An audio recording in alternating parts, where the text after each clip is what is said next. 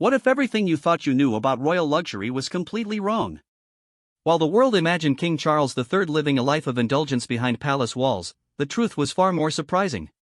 At 4:30 a.m. every morning, while most of the world sleeps, Britain's monarch begins a wellness routine so unusual, so precisely timed, and so deeply rooted in ancient wisdom that modern scientists are still trying to understand its profound effects on human health. This isn't a story about expensive spa treatments or celebrity fitness trainers. This is about a man who inherited something far more valuable than crowns and castles, a collection of wellness practices so unconventional that they've kept 3 generations of royals remarkably healthy well into their advanced years. These habits, passed down from his father Prince Philip, challenge everything modern society believes about health, aging, and what it truly means to live well. The most shocking part? These practices cost almost nothing, require no special equipment, and fly in the face of every trendy wellness movement you've ever heard of. Yet they've helped King Charles maintain the energy to perform thousands of royal duties, recover from serious illness, and approach his 70s with a vitality that amazes even his closest advisors. Prepare to discover the extraordinary truth behind the most unusual royal inheritance in modern history, one that could change how you think about your own health forever. The first light of dawn had barely touched the windows of Clarence House when King Charles III emerged from his private quarters, dressed not in royal robes, but in simple exercise clothing that had seen better days. It was 4:30 a.m. on a Tuesday morning in March 2024, and the newly crowned monarch was about to begin a routine that had governed his life for over 5 decades. This particular morning would prove different from the thousands that came before it, not because Charles changed his routine, but because a member of his household staff finally understood what they had been witnessing all these years. Sarah Mitchell, a senior aide who had worked for the royal family for 15 years, was arriving early to prepare for a particularly busy day when she noticed something that stopped her in her tracks. Charles wasn't just exercising. He was performing a precise sequence of movements, breathing patterns, and mental exercises that seemed to follow an invisible choreography. Each gesture flowed into the next with practiced precision, his breathing synchronized to match specific counts, his posture shifting in ways that seemed to engage every muscle in his body without apparent strain. What Sarah was witnessing wasn't yoga, wasn't tai chi, and wasn't any form of exercise she recognized from modern fitness culture. It was something far older, far more deliberate, and far more comprehensive than anything she had encountered. As she watched from a respectful distance, she began to understand that this wasn't just how King Charles stayed physically fit, this was how he maintained the mental clarity, emotional stability, and spiritual grounding that allowed him to handle the enormous pressures of his position. The routine had been passed down from his father, Prince Philip, who himself had learned it from an unlikely source during his naval service in the 1940s. Philip had encountered a retired British officer living in India who had spent years studying with traditional healers and movement masters. This man, whose name was never recorded in any official documents, had survived multiple tropical diseases, maintained remarkable physical strength well into his 80s, and possessed a mental sharpness that impressed everyone who met him. When Philip returned to England after the war, he brought with him not just memories of distant lands, but a complete system of daily practices that integrated physical movement, breathing techniques, mental exercises, and spiritual disciplines into a seamless whole.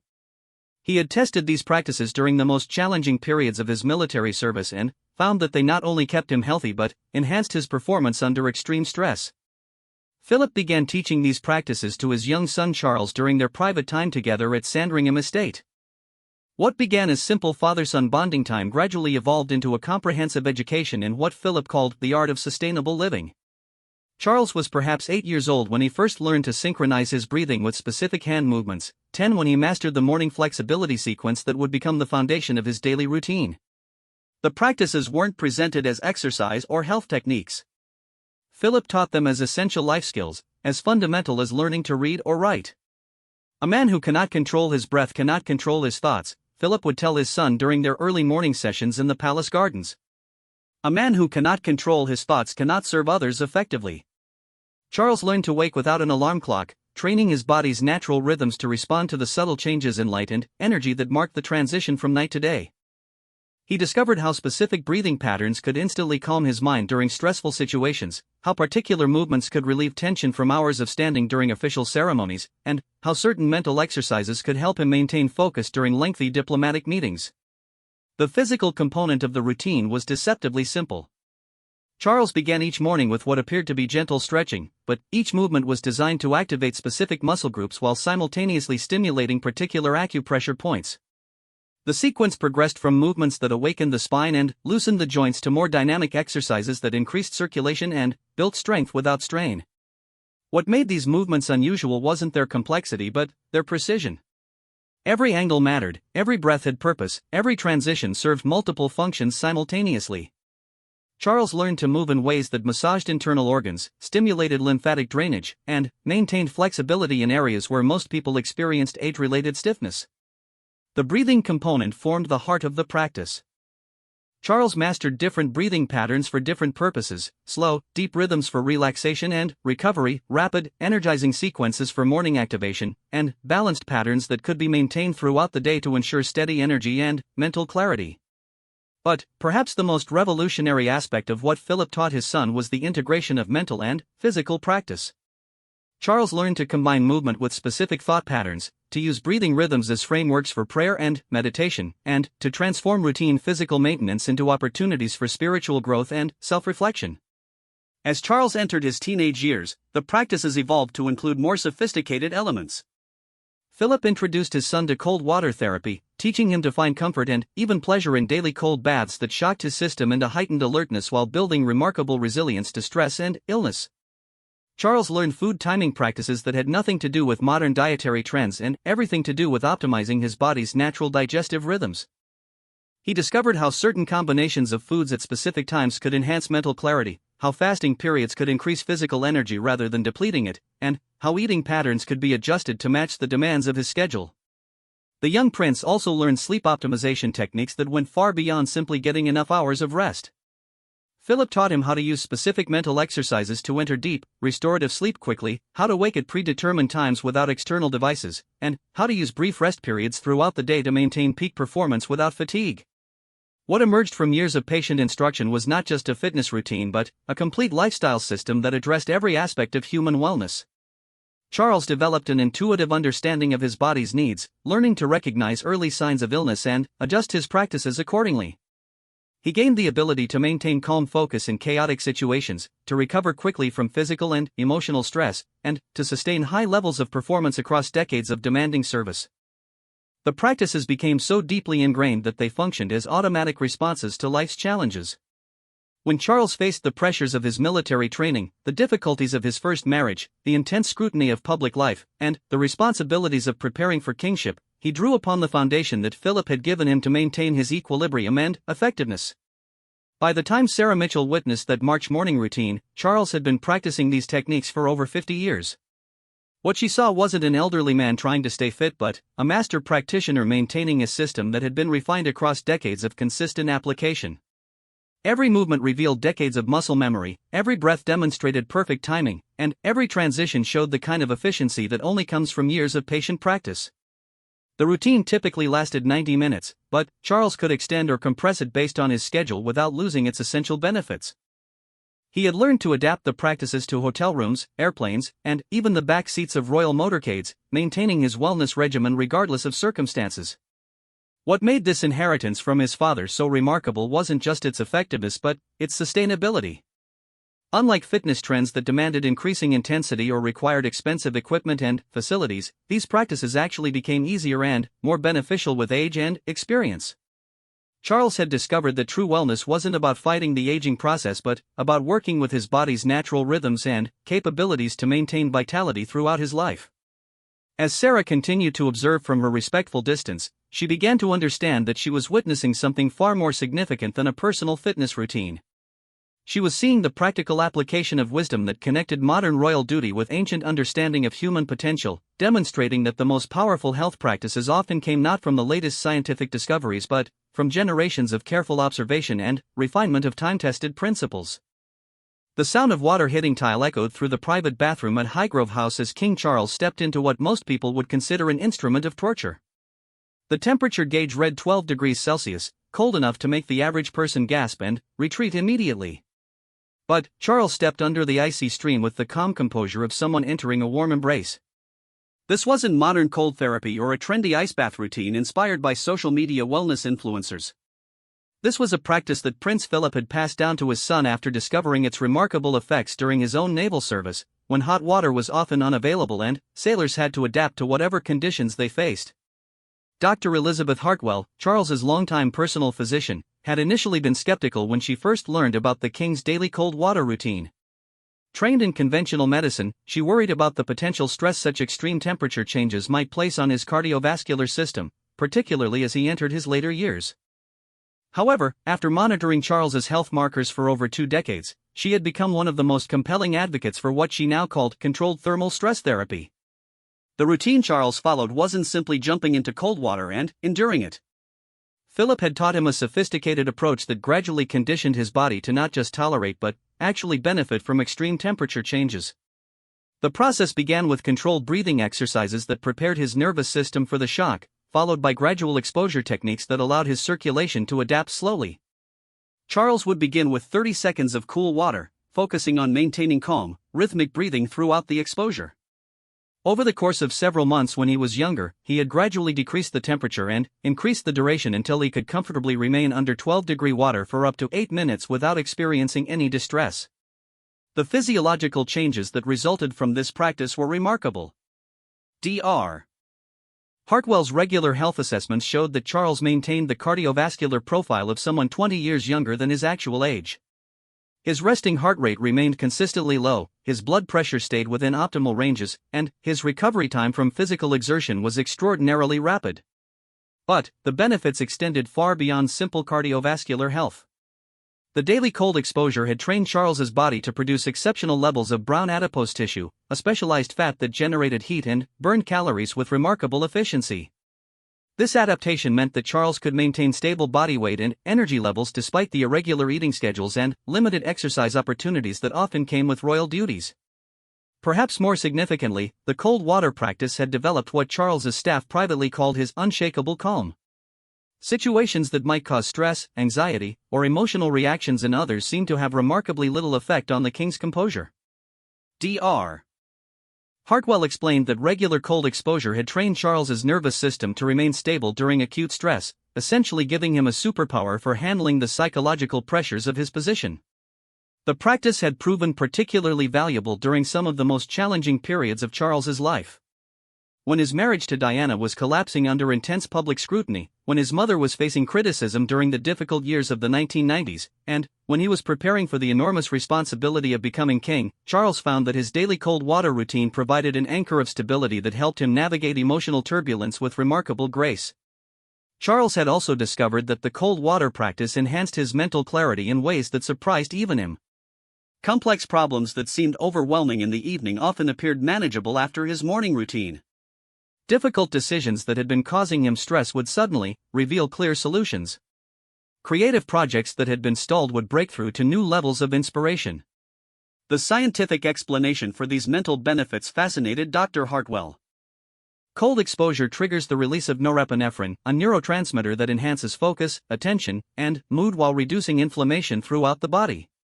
Regular cold therapy had essentially optimized Charles's brain chemistry for peak cognitive performance while simultaneously reducing his risk of age-related mental decline. Charles had learned to use different cold water techniques for different purposes. Quick, intense exposures served as emergency stress relief during particularly challenging days. Longer, moderate sessions provided deep relaxation and recovery after extended periods of travel or demanding schedules. Gradual temperature changes helped him adjust to different climates when traveling internationally for state visits. The practice had also connected Charles to a deeper understanding of his own physical and mental resilience. Through daily exposure to controlled discomfort, he had developed what psychologists call stress inoculation, the ability to remain calm and effective in difficult situations because he had trained himself to find comfort even in genuinely uncomfortable circumstances. This training proved invaluable during his military service, when Charles found himself able to maintain focus and leadership effectiveness in conditions that left other officers struggling. It served him well during lengthy ceremonial events where he had to remain standing and attentive for hours in uncomfortable formal attire. And it became essential during the intensive travel schedules required for international diplomacy, where jet lag and schedule disruptions that might devastate others barely affected his performance. Charles had also discovered that the cold water practice created an unusual relationship with pleasure and comfort. Because he began each day by voluntarily choosing discomfort, simple pleasures throughout the day, a warm cup of tea, comfortable clothing, a moment of rest, became sources of genuine appreciation rather than expectations to be taken for granted. This shift in perspective influenced his approach to luxury and royal privilege in profound ways. While he certainly appreciated the comforts available to him, Charles never became dependent on them for his well-being or happiness. He could find contentment in simple accommodations, basic food, and minimal amenities because his daily practice had taught him that true comfort came from internal stability rather than external circumstances. The cold water routine had also become a form of meditation and spiritual practice for Charles. During those minutes under the icy stream, his mind would often achieve a state of perfect clarity and presence that rivaled any formal meditation session. The combination of physical challenge and mental focus required for the practice created a natural state of what contemplatives call active meditation, complete absorption in the present moment. Dr. Hartwell noted that Charles's immune system had become remarkably robust through years of cold exposure. While other members of the royal family occasionally suffered from seasonal illnesses or travel-related health issues, Charles maintained consistent health even during periods of intense stress, limited sleep, and exposure to crowds of people from around the world. The practice had taught Charles important lessons about the difference between discomfort and actual harm. He learned to distinguish between sensations that required immediate attention and those that could be safely experienced and transcended. This ability proved valuable not just in physical situations but in emotional and psychological challenges, where Charles could remain calm and clear-thinking even when experiencing difficult feelings or facing harsh criticism. Charles had refined the practice over decades to include variations that served different purposes throughout the year. Summer routines emphasized longer, moderately cold exposures that provided cooling and energy without overwhelming his system. Winter practices included shorter, more intense cold sessions that activated his heating mechanisms and boosted his immune response for the challenging months ahead. The king had also learned to combine cold water therapy with other elements of his inherited wellness system. Specific breathing techniques enhanced the benefits while reducing any stress on his system. Particular stretching sequences before and after cold exposure optimized circulation and prevented muscle tension. Mental exercises during the cold helped him maintain focus and derive maximum benefit from the challenging experience. Perhaps most remarkably, Charles had discovered that regular cold water practice had slowed many aspects of his aging process. His skin remained healthy and resilient, his posture stayed strong and flexible, his energy levels remained stable throughout long days, and his recovery time from any illness or injury was consistently faster than medical professionals expected for someone his age. The practice had become so integral to Charles's well-being that he had made arrangements to continue it regardless of his location or circumstances. Royal residences were equipped with specialized temperature-controlled shower systems. Travel arrangements included provisions for cold water access even in locations where such amenities weren't standard. Emergency protocols existed to ensure Charles could maintain his routine even during health crises or security situations. As Charles stood under that cold stream on another ordinary morning, he wasn't just maintaining a fitness routine inherited from his father. He was participating in a daily practice that connected him to generations of wisdom about human resilience, that provided him with tools for handling extraordinary responsibilities, and that demonstrated the profound truth that sometimes the most challenging practices yield the most valuable benefits. In the private dining room of Clarence House, King Charles sat down to what most people would consider an unusual breakfast.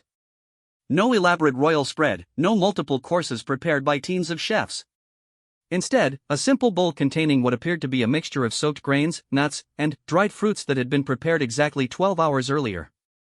This wasn't a trendy superfood bowl or a modern health fad, it was the continuation of a feeding philosophy that Prince Philip had passed down to his son, rooted in principles that predated modern nutrition science by centuries. The approach to eating that Charles had inherited from his father bore little resemblance to conventional dietary advice or royal dining traditions. Instead, it represented a sophisticated understanding of food as medicine, timing as crucial as ingredients, and eating patterns designed to optimize human performance rather than simply satisfy hunger or provide social enjoyment. Chef Marcus Williams, who had worked in the royal kitchens for over 15 years, initially struggled to understand the precise requirements that governed Charles's meals. The specifications seemed to ignore conventional culinary logic, focusing instead on combinations, timings, and preparation methods that appeared random until Williams began to observe their effects on the king's energy levels, mental clarity, and overall health. Charles's morning meal exemplified the complexity hidden within apparent simplicity. The grains had been soaked overnight in mineral-rich water to begin the sprouting process, making their nutrients more bioavailable while reducing compounds that could cause digestive stress. The nuts were always raw and had been soaked separately to remove natural inhibitors that interfered with protein absorption. The dried fruits were selected not for sweetness but for specific mineral content and their ability to provide sustained energy release. The timing of this breakfast was as important as its contents. Charles consumed it exactly 45 minutes after completing his morning cold water routine, when his metabolism was naturally elevated and his digestive system was optimally prepared to extract maximum nutrition from the food. This timing wasn't arbitrary, it was based on Philip's understanding of circadian rhythms and metabolic cycles that modern chronobiology was just beginning to validate scientifically. Prince Philip had developed this approach to eating during his time in the Mediterranean, where he observed the dietary practices of centenarian populations on various Greek islands. These communities shared certain eating patterns that seemed to contribute to their remarkable longevity and health. They ate simple foods in specific combinations, they timed their meals to match natural energy cycles, and they viewed food primarily as fuel for optimal function rather than entertainment or emotional comfort. Charles had learned to approach eating with what Philip called intentional consumption. Every bite was consumed mindfully, with attention to texture, flavor, and the body's response to different foods. This wasn't about pleasure denial, quite the opposite. By eating with complete attention, Charles found that he could derive more satisfaction from simple foods than most people experienced from elaborate meals. The prince had also inherited his father's practice of regular fasting periods that bore no resemblance to modern intermittent fasting trends. These weren't scheduled periods of food restriction but rather intuitive responses to his body's natural rhythms, energy levels, and the demands of his schedule. Charles learned to distinguish between genuine hunger and habitual eating, between energy needs and emotional food cravings. Dr. Patricia Kendall, the royal family's nutritional consultant for over 20 years, had been amazed by the sophistication of the eating principles that Charles followed. Despite having no formal training in nutrition, Philip had somehow developed an approach that optimized every aspect of metabolic function while avoiding the common dietary mistakes that contributed to age-related health decline. Charles's lunch practices demonstrated another aspect of this inherited wisdom. Rather than consuming his largest meal in the middle of the day, when his digestive energy was naturally lower, Charles typically ate his main meal in the early afternoon when his metabolism was naturally peaking. The meal always included specific combinations of proteins and vegetables that enhanced nutrient absorption while avoiding combinations that created digestive stress or energy depletion. The preparation methods Charles preferred also reflected Philip's understanding of how different cooking techniques affected nutritional value. Vegetables were often consumed raw or lightly steamed to preserve enzyme content. Proteins were prepared using methods that enhanced digestibility while preserving amino acid profiles. Grains and legumes were always properly prepared through soaking, sprouting, or fermentation to maximize their nutritional benefits. Charles had learned to adjust his eating patterns based on his schedule, energy demands, and seasonal changes. During periods of intensive travel, he followed specific protocols that minimized jet lag and maintained stable energy levels across different time zones. Before important ceremonies or lengthy public appearances, he consumed particular combinations of foods that provided sustained energy without causing fluctuations in alertness or mood. The hydration practices that accompanied Charles's eating routine were equally sophisticated. Philip had taught his son to consume pure water at specific temperatures and timings that enhanced digestion and nutrient absorption. Charles learned to recognize his body's hydration needs based on subtle signals rather than arbitrary water consumption targets, drinking when his body actually required fluids rather than following external schedules. Perhaps most remarkably, Charles had inherited an approach to food quality that prioritized nutrient density and environmental harmony over convenience or cost. Long before organic farming became fashionable, Philip had insisted that the royal estates produce food using methods that enhanced soil health and maximized nutritional content. Charles continued this practice, understanding that the quality of soil directly influenced the nutritional value of the food it produced. Charles's evening eating practices demonstrated another layer of this inherited wisdom. His final meal of the day was always light, easily digestible, and consumed at least 3 hours before sleep to ensure optimal rest quality. The foods were selected not just for their nutritional content but for their ability to support the body's natural repair and recovery processes during sleep. The seasonal adjustments to Charles's diet reflected Philip's understanding that human nutritional needs changed throughout the year in response to climate, daylight exposure, and activity levels. Summer eating emphasized cooling foods and higher water content. Winter meals included warming spices and foods that supported immune function during challenging months. Spring and autumn diets included specific foods that helped the body adapt to changing environmental conditions. Charles had also learned to use food strategically for managing the physical and mental demands of royal duties. Before lengthy standing ceremonies, he consumed foods that supported circulation and prevented fatigue. Prior to intensive mental work or complex negotiations, his meals included specific nutrients that enhanced cognitive function and stress resilience. After demanding travel or challenging events, his food choices prioritized rapid recovery and energy restoration. The social aspects of eating had also been addressed in Philip's teachings. Charles learned to maintain his nutritional principles even while participating in state dinners, official receptions, and cultural exchanges where different foods were offered as expressions of hospitality and diplomacy. He developed strategies for enjoying traditional foods from various cultures while avoiding combinations or timings that might compromise his energy or health. Dr. Kendall noted that Charles's approach to eating had produced remarkable results over decades of consistent practice. His weight remained stable throughout his adult life without conscious calorie restriction. His energy levels stayed consistent throughout long days and challenging schedules. His digestive health remained excellent despite the irregular meals and stress that often accompanied his duties. His mental clarity and mood stability seemed unaffected by the dietary challenges that often accompanied international travel and diplomatic obligations.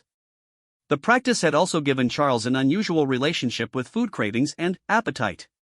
Because he ate according to his body's actual nutritional needs rather than external cues or emotional triggers, he rarely experienced the intense food desires that troubled many people. Simple, well-prepared foods provided genuine satisfaction, while elaborate or processed foods often felt excessive and unsatisfying. Charles had discovered that proper eating according to these inherited principles actually enhanced his appreciation for good food rather than restricting it. Because his nutritional needs were consistently met, special occasions and exceptional meals became sources of genuine pleasure rather than compensations for daily dietary inadequacies. The king had also learned to use food as a tool for stress management and emotional regulation. Certain combinations of nutrients could quickly restore mental equilibrium after challenging situations. Specific eating patterns helped him maintain stable energy during periods of intense pressure. Emergency protocols existed for maintaining optimal nutrition even during health crises or security situations that disrupted normal meal patterns. As Charles finished his simple but precisely composed breakfast that morning, he wasn't just eating to satisfy hunger or fulfill social expectations. He was participating in a daily practice that connected him to generations of wisdom about human nutrition, that provided him with steady energy for serving others, and that demonstrated the profound truth that the most powerful health practices often appeared deceptively simple while requiring genuine understanding and consistent application to yield their remarkable benefits. In a small, sparsely furnished room at the top of Clarence House, King Charles sat in perfect stillness, his breathing so quiet that the only sound was the distant hum of London traffic far below. His eyes were closed, but his posture remained erect and alert, embodying a state that was neither sleep nor ordinary waking consciousness. He had been sitting this way for 27 minutes, engaged in a practice that Prince Philip had taught him over 50 years earlier, a form of mental training that bore little resemblance to popular meditation techniques but had proven far more effective for developing the kind of psychological resilience required for royal service. This wasn't mindfulness meditation, transcendental meditation, or any of the contemplative practices that had gained popularity in recent decades. Philip had learned this particular approach from the same mysterious British officer who had taught him the physical wellness practices, a man who had spent years studying with Tibetan monks and Indian mystics before developing a synthesis that was specifically designed for people who needed to maintain peak mental performance under extreme pressure. The practice that Charles was engaged in was what Philip had called consciousness conditioning, a systematic training program that developed specific mental capabilities through precise exercises and techniques. Unlike meditation practices that focused on relaxation or spiritual transcendence, this approach was designed to enhance cognitive function, emotional stability, and decision-making capacity under stress. Dr. James Morrison, a neuroscientist who had been quietly studying Charles's mental performance for over a decade, had never encountered anything quite like the psychological profile that these practices had created. Standard cognitive assessments showed that Charles maintained the processing speed, working memory, and executive function of someone 30 years younger.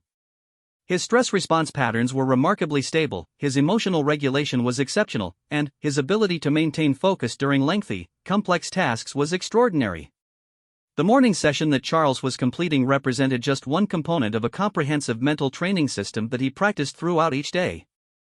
The 28-minute morning session was designed to establish what Philip called baseline consciousness, a state of calm alertness that would serve as Charles's psychological foundation regardless of whatever challenges the day might bring. The technique itself was deceptively simple but required years to master completely. Charles focused his attention on a specific point approximately 6 inches in front of his closed eyes, maintaining perfect visual concentration on this imaginary location while simultaneously monitoring his breathing without controlling it. This divided attention exercise strengthened what neuroscientists call cognitive control networks while training his mind to remain stable even when managing multiple complex tasks simultaneously. As thoughts arose during the practice, Charles didn't try to suppress them or ignore them. Instead, he had learned to observe them with what Philip called neutral attention, acknowledging their presence without becoming emotionally engaged with their content. This training had proved invaluable during the countless situations where Charles needed to remain calm and clear-thinking while experiencing stress, criticism, or intense emotional pressure. The practice had taught Charles to distinguish between thoughts that required immediate attention and those that were simply mental noise generated by stress or fatigue. He learned to recognize the difference between productive concern and unproductive worry, between useful emotional responses and reactive patterns that might compromise his effectiveness.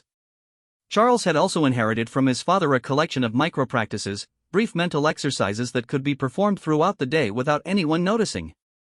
During lengthy ceremonial events, he would engage in breathing patterns that maintained his energy and focus. During difficult conversations, he used specific attention techniques that allowed him to listen completely while remaining emotionally centered. During travel, he employed mental exercises that prevented jet lag and maintained cognitive sharpness across time zones. One of the most valuable techniques Philip had taught his son was what they called perspective shifting, the ability to mentally step outside of immediate circumstances and view situations from multiple angles simultaneously.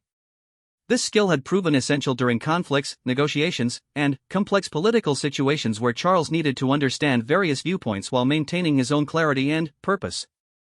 The practice sessions also included specific exercises for enhancing memory, concentration, and learning capacity. Charles had learned techniques for rapid information processing that allowed him to quickly absorb and retain the enormous amounts of information required for his various roles and responsibilities. He could read through briefing documents with remarkable speed while retaining precise details, engage in conversations on complex topics after minimal preparation, and remember names, faces, and personal details for thousands of people he met during official functions. Dr. Morrison's research had revealed that Charles's brain showed unusual patterns of what neuroscientists call neural efficiency. His brain required less energy to perform cognitive tasks while achieving superior results. This efficiency appeared to be the result of decades of mental training that had optimized his neural networks for peak performance while minimizing the mental fatigue that typically accompanied intensive cognitive work.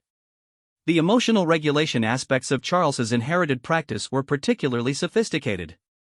Philip had taught his son specific techniques for processing difficult emotions without being overwhelmed by them, for maintaining compassion and empathy while avoiding emotional burnout, and for finding genuine calm even in chaotic situations. Charles learned to use challenging emotions as information rather than obstacles, developing what psychologists call emotional granularity, the ability to distinguish between subtle variations in emotional states and respond appropriately to each. He could experience disappointment without becoming depressed, frustration without becoming angry, and concern without becoming anxious. The practice had also developed Charles's intuitive decision-making capabilities in remarkable ways. Philip had taught him to access what they called deeper knowing, the ability to make complex decisions by integrating rational analysis with intuitive wisdom. This skill had proven invaluable during situations where Charles needed to make quick decisions without complete information, or when standard analytical approaches weren't sufficient for addressing complex human situations. Charles had learned to distinguish between genuine intuitive guidance and wishful thinking or emotional reactivity. The daily mental training had calibrated his internal guidance system so precisely that he could trust his immediate responses to people and situations while remaining open to new information that might require adjusting his initial assessments. The stress management components of the practice were equally sophisticated. Charles had developed what researchers call stress inoculation, the ability to remain calm and effective in high-pressure situations because he had trained his nervous system to find stability even during genuine challenges. This wasn't stress avoidance but rather stress mastery, the capacity to experience pressure without being damaged or diminished by it. Charles learned to use stress as a performance enhancer rather than a limitation, developing what athletes call flow states even during difficult or unpleasant situations. He could maintain peak mental performance during crisis situations, lengthy negotiations, or emotionally challenging personal circumstances.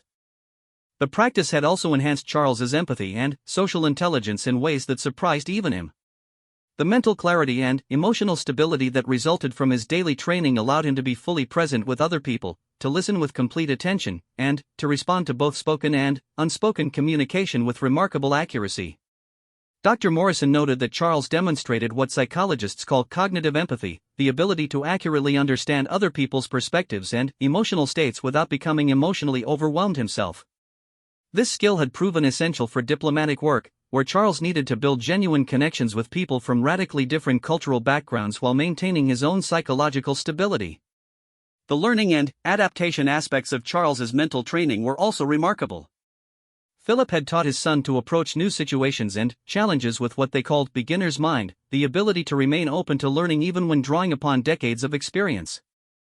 This mental flexibility had allowed Charles to adapt successfully to changing roles, evolving social expectations, and new technologies throughout his adult life. Charles had learned to balance confidence based on genuine competence with humility that allowed him to continue growing and improving. He could draw upon extensive experience while remaining open to feedback, criticism, and new approaches that might enhance his effectiveness. The practice had also developed Charles's creative problem-solving abilities in ways that conventional education rarely achieved. Philip had taught him to access what they called synthetic thinking, the ability to combine apparently unrelated pieces of information into novel solutions for complex problems. This skill had proven valuable for addressing the unprecedented challenges that often arose in modern royal service. Perhaps most remarkably, the daily mental training had given Charles what researchers call psychological resilience, the ability to recover quickly from setbacks, disappointments, or traumatic experiences without losing his fundamental optimism or effectiveness. He could experience genuine grief, disappointment, or frustration while maintaining his capacity to serve others and fulfill his responsibilities. The practice had taught Charles that mental strength wasn't about avoiding difficult experiences but about developing the psychological tools to navigate any situation while maintaining his essential nature and values. He learned to find meaning and purpose even during the most challenging periods of his life, to maintain hope during difficult circumstances, and to continue growing and contributing regardless of external pressures or personal setbacks. As Charles completed his morning mental training session that day, slowly returning his attention to the physical room and the day's responsibilities ahead, he wasn't just finishing a meditation practice. He was concluding a daily renewal of the psychological foundations that allowed him to serve effectively in one of the world's most demanding roles, demonstrating that true mental strength came not from avoiding life's challenges but from developing the inner resources to meet them with wisdom, courage, and grace. The evening light filtered through the tall windows of the private study at Highgrove House as King Charles sat across from his eldest son, William, sharing what would become one of the most important conversations in modern royal history. It was December 2024, and Charles had made a decision that would transform not just his own family's approach to health and wellness, but potentially influence an entire generation's understanding of what it meant to live well. For over 50 years, Charles had practiced the extraordinary wellness system inherited from his father in private, following Philip's instruction that these practices should remain personal disciplines rather than public demonstrations. But recent events had convinced Charles that the time for secrecy had passed, and that sharing this inherited wisdom might be one of his most important contributions as king. The catalyst for this decision had come during Charles's recent cancer treatment, when the sophisticated wellness practices that Philip had taught him proved to be far more valuable than anyone had anticipated. Dr. Sarah Mitchell, Charles's oncologist, had been amazed by her patient's response to treatment, his remarkable energy levels during chemotherapy, and his rapid recovery times between sessions. Dr. Mitchell had initially attributed Charles's exceptional response to good genetics and high-quality medical care. However, as she observed his daily routines during treatment, she began to understand that his lifelong wellness practices had created physical and mental resilience that was contributing significantly to his healing process. Charles's morning cold water routine had maintained his circulation and immune function at levels that enhanced his body's ability to process chemotherapy while minimizing side effects. His precise eating practices had provided optimal nutrition for cellular repair while preventing the digestive issues that often complicated cancer treatment. His mental training had allowed him to remain calm and positive throughout the treatment process, which research showed could significantly influence recovery outcomes. Most remarkably, Charles had continued his full schedule of royal duties throughout his treatment, something that astonished his medical team. While other patients his age often experienced debilitating fatigue and required extensive rest periods, Charles maintained energy levels that allowed him to fulfill his responsibilities while fighting serious illness.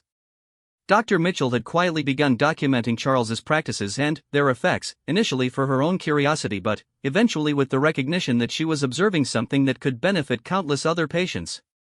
The combination of physical conditioning, nutritional optimization, and mental resilience training that Charles practiced appeared to create a level of health that went far beyond anything conventional medicine could achieve alone. The conversation between Charles and William that December evening represented the beginning of what would become known as the Royal Wellness Initiative, a carefully planned effort to share the practical wisdom that Philip had passed down to Charles with a broader audience that could benefit from these time-tested approaches to health and vitality. William had grown up observing his father's unusual daily routines without fully understanding their significance. As he listened to Charles explain the scientific principles behind practices he had witnessed for decades, William began to appreciate the sophistication of the system that had kept his father healthy, energetic, and mentally sharp throughout the enormous challenges of royal service. Charles shared with his son the research that Dr. Morrison, Dr. Hartwell, Dr. Kendall, and other professionals had conducted over the years, demonstrating that the practices Philip had taught weren't just family traditions but scientifically validated approaches to human optimization. The cold water therapy had enhanced Charles's cardiovascular health, immune function, and stress resilience in ways that modern medicine was just beginning to understand. The eating practices had maintained Charles's metabolic health, cognitive function, and energy stability using principles that aligned perfectly with cutting-edge research on circadian rhythms, nutrient timing, and personalized nutrition. The mental training had developed psychological resilience, emotional regulation, and cognitive performance that exceeded what most people maintained even in their prime years. William learned that his grandfather's wisdom had essentially created a comprehensive system for healthy aging that addressed every aspect of human wellness decades before such approaches became recognized by mainstream health science. Philip had somehow synthesized ancient wisdom traditions with practical experience to develop what amounted to a complete guide for maintaining peak human performance throughout an entire lifetime. The decision to share these practices publicly wasn't made lightly.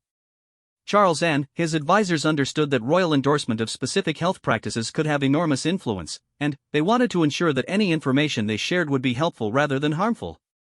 They also recognized that the practices Philip had taught required proper instruction and gradual adaptation rather than sudden implementation. The Royal Wellness Initiative began with the establishment of research partnerships with leading universities and medical institutions to formally study and document the practices that had kept Charles healthy for over 5 decades. Teams of scientists, physicians, and wellness experts worked together to understand the mechanisms behind techniques that had been developed through observation and experience rather than laboratory research. Dr. Elizabeth Chen, a leading researcher in longevity and aging, was recruited to head the scientific validation efforts. Her team's preliminary findings confirmed what Charles had experienced personally: the combination of cold exposure therapy, precise nutritional timing, mental resilience training, and integrated movement practices created measurable improvements in virtually every marker of health and longevity. The research revealed that Philip's intuitive understanding of human physiology had been remarkably accurate. The timing protocols he had established for eating, exercise, and rest aligned perfectly with modern understanding of circadian rhythms. The cold exposure techniques he had taught matched optimal protocols that researchers were just beginning to validate. The mental training approaches he had developed incorporated elements that neuroscientists now recognized as essential for maintaining cognitive function throughout aging. Perhaps most significantly, the research demonstrated that these practices were accessible to people regardless of their economic circumstances or social status. Unlike many wellness trends that required expensive equipment, exclusive facilities, or specialized products, the core principles that Philip had taught could be implemented by anyone willing to learn proper techniques and commit to consistent practice. Charles began incorporating elements of his inherited wellness practices into his public role as king, demonstrating that true leadership included modeling healthy choices and sharing practical wisdom with his subjects. He started speaking publicly about the importance of daily movement, proper nutrition timing, stress management, and mental resilience training, always emphasizing that these weren't luxury practices but essential life skills. The response from the public was extraordinary. People who had struggled with conventional fitness programs found success with the gentle, sustainable approaches that Charles advocated. Individuals dealing with stress and anxiety discovered relief through the mental training techniques that had helped Charles navigate decades of public pressure. families began implementing simple changes in eating patterns and daily routines that produced noticeable improvements in energy and well-being. Medical professionals initially approached the Royal Wellness Initiative with skepticism, but, as research results accumulated, many began incorporating elements of these practices into their own recommendations for patients. The evidence was simply too compelling to ignore. Patients who followed protocols based on Charles's inherited practices showed improvements in cardiovascular health, immune function, mental clarity, and overall vitality that exceeded what conventional treatments achieved alone. The initiative also sparked broader conversations about the nature of health and wellness in modern society. Charles's example demonstrated that true wellness wasn't about following the latest trends or purchasing expensive products but about developing deep understanding of fundamental human needs and consistently meeting those needs through simple, sustainable practices. Educational programs were developed to teach the core principles behind Philip's wellness system, always emphasizing that these practices required patience, consistency, and proper instruction rather than dramatic overnight changes. Charles insisted that any programs bearing royal endorsement must prioritize safety, accessibility, and long-term sustainability over quick results or dramatic claims. The legacy of Philip's teachings began extending beyond Charles's immediate family as William and other younger royals started incorporating these practices into their own lives. The next generation of royals would grow up understanding that maintaining peak health and mental clarity wasn't a luxury or accident but a discipline that required daily attention and lifelong commitment. International leaders and dignitaries who observed Charles's energy and effectiveness began inquiring about his wellness practices, leading to diplomatic conversations that included sharing practical health wisdom alongside traditional political discussions.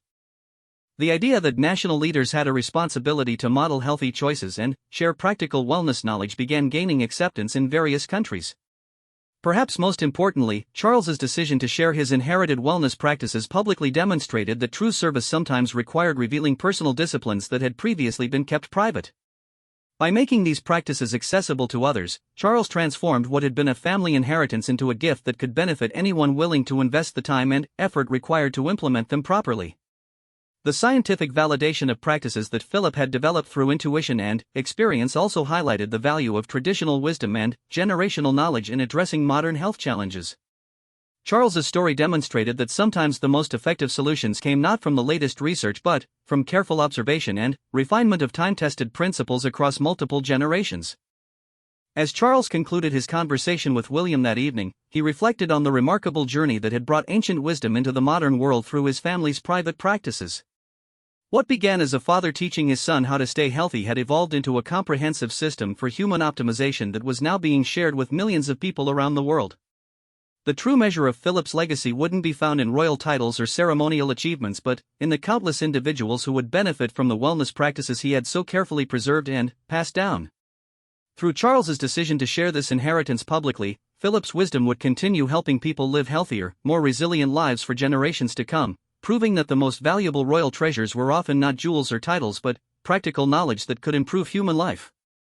The unusual wellness habits that King Charles inherited from his father had become more than personal practices, they had evolved into a demonstration that true leadership sometimes meant sharing the disciplines that created personal excellence, transforming private wisdom into public benefit, and proving that the most powerful health practices often came not from expensive innovations but from simple, time-tested approaches that anyone could learn and anyone could benefit from implementing in their own life.